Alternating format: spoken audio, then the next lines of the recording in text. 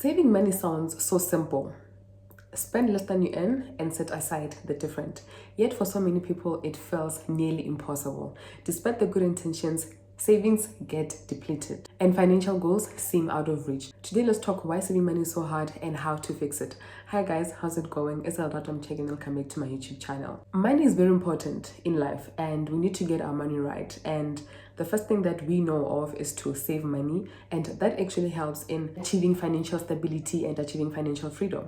Yes, there are things like investing, planning for retirement, but savings should be where we start. And for obvious reasons that should anything happen right now, you know that you have your savings, you don't have to resort to debt. Hence, I'm saying that it starts with savings before we move to investment and retirement and all of those things. So now let's talk why saving money is so hard. And the reasons may vary from psychological habits to external economic pressure, but the good thing is it can always get fixed. I'm one person who believes that you can always turn your money situation around. No matter how bad it is, there should be a way. And like it is said that where there's a will, there's a way. So if you are somebody who is struggling with saving money, trust me, you are going to get good. And this video is actually going to help you with taking that first step in making sure that you change that situation. One of the biggest reasons why saving money is so hard is the human psychology. Our brains are wired for instant gratification. We want something now and we're gonna get it now. We don't think long term. We don't think about delayed gratification where we say, if I want this thing and I can still have it 3 months later, then let me plan for it and I'm gonna have it 3 months later. But we want it today and we want it now. So that actually is a problem that most of us have. We don't mind, spending so much money and just focusing on the short-term benefits over long-term benefits. We really don't care. And if you don't master delayed gratification, then you are going to have a problem, a very big one. Because the honest truth is you are never going to be able to save money if you want to prioritize instant pleasures, right? If now, let's say I want a new iPhone and I know that I don't have savings in place and I don't have a plan for that, but I wouldn't mind just depriving myself of certain things and get the iPhone today. This is me swimming deep into instant gratification and I don't care because I want that phone now. Despite whether I have savings or not, I really don't care because I want it now. That is the problem. So if you master delayed gratification, then you know that you are doing far more better. And another thing, lack of financial literacy is a problem. Many of us were never taught how to manage money effectively, right? We were never exposed to people that talked about money. Speaking about money in this day and age is still a taboo. We don't have open conversations about money, and you never actually get to learn what tools are out there that you can use to save money, to invest money. And that is a problem. And for as long as we are not open about where we stand with money, it's never going to be easy for us to identify that we don't know something. And it's not always easy, to say you're going to go out there and get the financial literacy that you need to get your money right. And financial literacy being something that we are not so comfortable with. Imagine going out there trying to get the book that you have to read to be comfortable with this financial literacy. It's going to take you a long time. It is going to take a long, because there are so many books, there are so many personal finance YouTube channels, there's so much content that you can consume. And for you to be comfortable, actually, you need to have spent so much of your time studying that thing, right? And imagine if you want to change your situation around starting from today. And this is going to take you maybe 90 days for you to grab the principles of financial literacy. That is a long time. And in that time, you are somehow getting discouraged that, okay, but what if I never get it right? And other people even give up, When we talk about investing, people give up and say, why is my money not doubled yet? So it's because it is so overwhelming to go out there and get the financial literacy. But you need to start somewhere. There should always be a starting point for you, and understanding that you are still at point A. Be okay with point A. Be okay with knowing only about savings before you move to investments, before you move to retirement annuities, unit trust, and all of those things. Be okay with where you are at saving and master saving, because hence I've said it's where it all starts. If you don't have savings, you cannot move to investments. It's never going to happen. And for obvious reasons that you cannot go tap into your investments simply because something has come up and it needs financial attention. You are disturbing the compound interest. So take those little steps and educate yourself about money. And trust me, it gets easier and it gets even more interesting because you're going to find out that okay, there's this tool that you can use.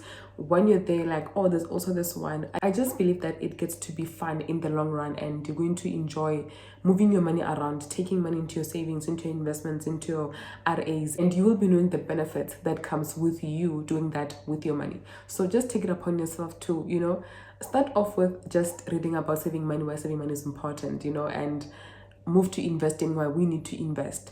What savings account can you have to save money? Learn about interest rates, learn about compound interest, learn about budgeting also. It's going to go a long way. And another thing that makes saving money so hard is emotional spending. We can't dispute the fact that emotions play a huge role in our spending habits. You feel stressed, you want something sweet. You just had something sweet, you now want something salty. You're feeling so bored, or let me get something. You want to have a Netflix weekend, you want to go get something. You feel sad, you feel like if you go get that new bag, it's going to make you feel happy. And that is just the temporary happiness that eats into your finances. And in that moment, you feel like that's all you need to make sure that you're going to feel better. But if you think about it, this often leads to financial struggles in the long run. Because now, if you have a budget in place, you will be 100% sure that you do not afford to go buy that bag, regardless of your emotion at that point in time. So if you don't have a budget in place, you're going to feel like, okay, but I afford to get a new bag. And then 2 weeks later, you have an emergency that you need to attend, needs money, and you're not going to have money and you're going to go into debt. And that's what I'm saying, in the long run, it leads to financial struggles. And this one is hard. With emotional spending, this one is hard, and this is something that we know, right? And it's something that you are feeling at that point in time. But the best way that you can gradually move away from it is that if you feel sad, maybe try journaling, If you feel stressed, maybe speak to someone. If you just have a lot going on in your life, speak to someone, have someone in your corner. Just do something different to deal with your emotions, and maybe consider exercising. We know the benefits of exercising, that once you come back from there, lifting all of those heavy weights, you're going to feel better. So maybe you need to explore those ways that are going to move you away from emotional spending, because once you really understand the effects, the negative effects of emotional spending, then you have no choice but to explore other options. Because imagine knowing that you are not supposed to do something and then you continue doing it. What does that say about your discipline, right? So as hard as it may be, we need to try. And another challenge that makes saving money so difficult and that makes it feel so impossible is low income and high cost of living. And for many people, this is the biggest obstacle. Listen, we live in tough economic times, The real economy is not kind to most of us. So imagine you don't earn a lot and the cost of living is way too high. Not only don't you have enough money to cover your necessities, but you certainly don't have enough money, actually not even enough, you don't even have money to save and invest. This is very unfortunate, right? And it's something that is not much in your control. But what you can do about it is to increase your income and focus on controlling your expenses. That's if they're controllable, because the truth is not all expenses are controllable. If I am earning 8K and my rent is 6,000, there's nothing that I can do with my rent. I cannot go to the landlord and tell them that, oh, can you please decrease my rent? I'm suffocating. Like, honestly, I can't control that cost, right?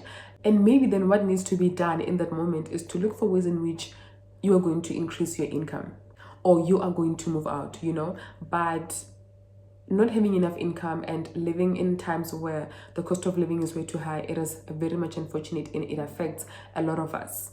And another thing is having debts, having this interest cost that you need to pay for. I have said in my previous video that if you have enough money, I believe that at this point you have enough money to take and pay in interest, then you have enough money to put into your savings and investments. Because why are you okay with taking so much of your money and giving it to the bank, right? And I am not against banks. We need to save money with the banks because where else can we save money? The banks really do help us, but when it comes to debt, and understanding how that affects our finances, we need to tread carefully, and we need to be careful with the credit cards with the high interest debts. So if you have a lot of debt, it's going to be very difficult for you to save money. And what you can do is tackle that debt. That is the only way. If you are drowning in debt, tackle that debt. Because once you have your debt under control, then you're going to have enough money to save. And a lot of times, we go into bad debt because we did not have savings in the first place. So if you have debt, in that moment, the focus should be getting that debt under control. And if you can, also try to build savings on the side. Because if you neglect savings, then you're going to go back to debt.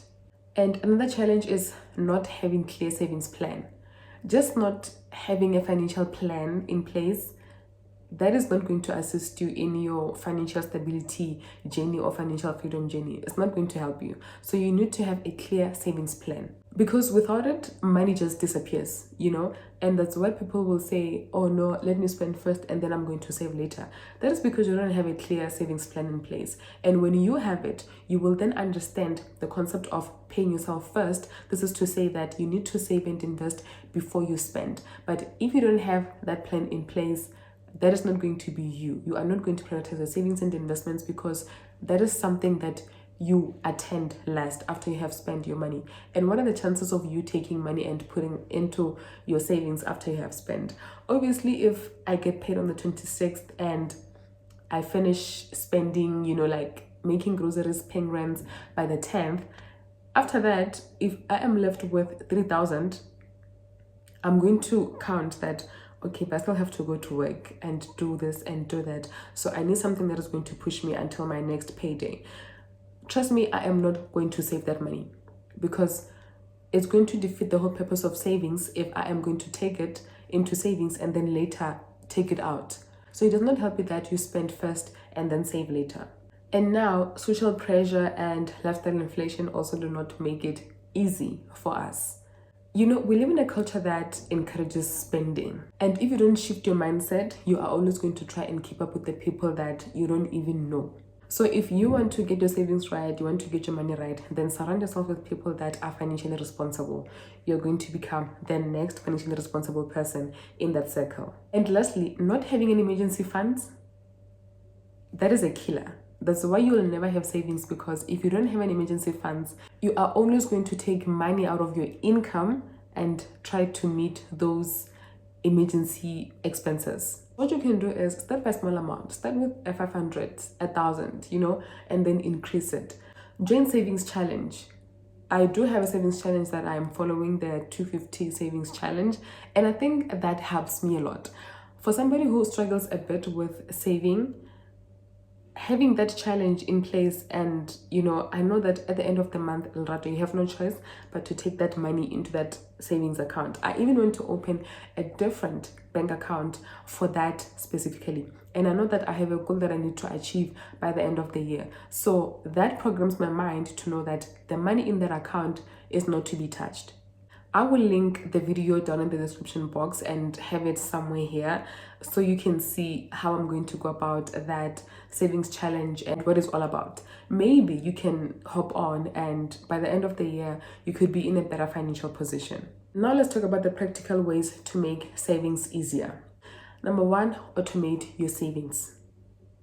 After you get paid, the first thing that you must do is to take your money into your savings, or just set a stop order that at the beginning of every month, 1,000 must leave your daily transactional account to your savings account. That way you don't even get to think about it. It just happens effortlessly, and you're not even going to care, because you know that, listen, if it's out of sight, it's out of mind, one thing for sure. So automate that savings. Secondly, use the 24-hour rule for purchases. We talked about emotional spending. You need to implement this. If right now you feel like you are so sad, and if you go buy that bag, you're going to be happy, don't action that purchase.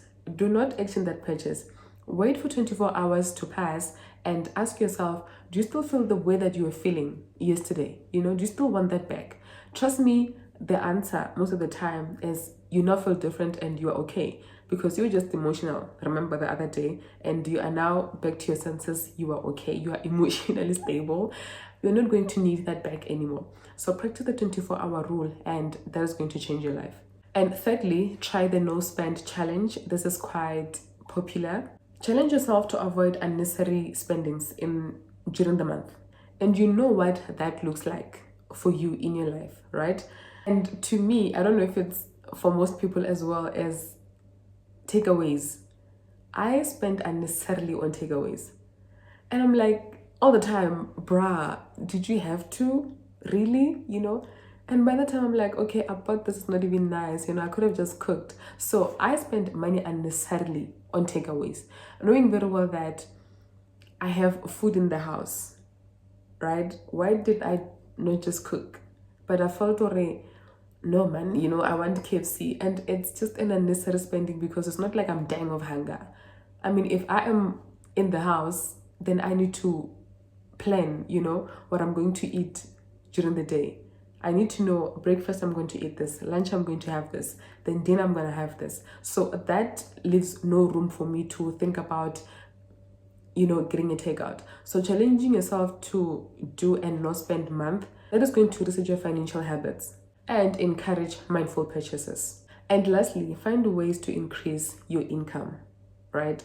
Because looking at just one income and your savings rely solely on that, listen, we never have a smooth month, right? We can budget as much as we want for all we like, but how many times do we follow our budget?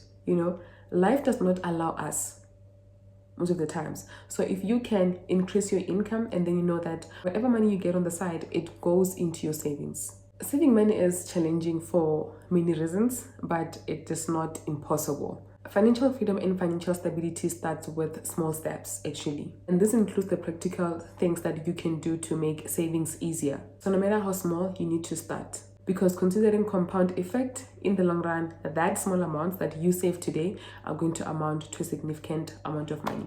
And with that being said, thank you so much for watching. I will see you in my next video. Bye.